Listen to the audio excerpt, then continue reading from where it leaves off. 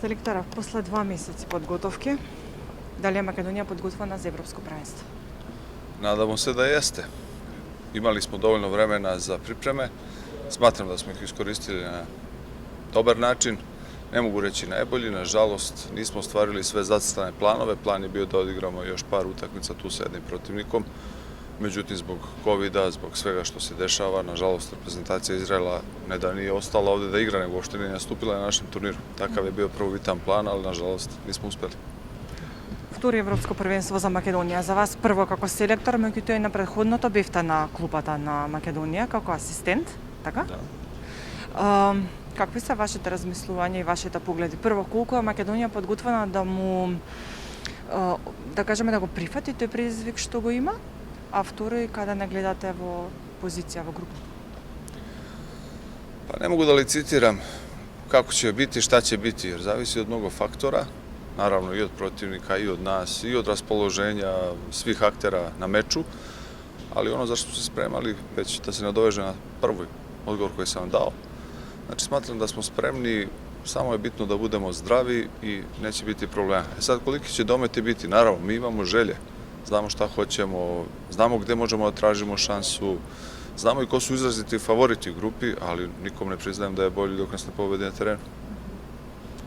Финска, тргнуваме со Финска, противник. Тргнуваме со Финска, противник кој што и на претходното европско првенство отворивме со нив. Преку нив и преку Шпанија, од она што ми е мене познато, ќе ги бараме шансите за понатаму. Колку ќе биде важно и клучно да тргнеме победнички?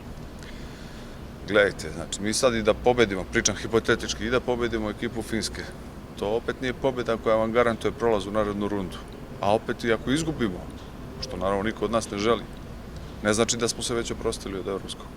Moramo ići korak po korak, u ovom slučaju od utakmice do utakmice i tražiti šansu za prolazak dalje. Финска игра школска одбојка, од она што зборувавме, значи многу малку грешат и оставаат противникот да одигра за нив, така да кажем. Кои мислите дека сте предностите и маните во нашата игра што може да ни помогнат или пак да не спречат во победнички став?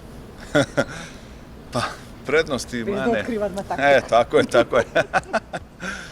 Svi koji prate ovu reprezentaciju vrlo dobro znaju šta mogu biti prednosti, a šta mogu biti mane.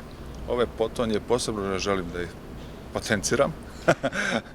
Tako da, što se tiče same Finske, igraju jako borbeno, jako precizno, brzo, možda čak i prebrzo u pojedinim trenucima, ali znate, brza igra iziskuje i preciznost i tačnost.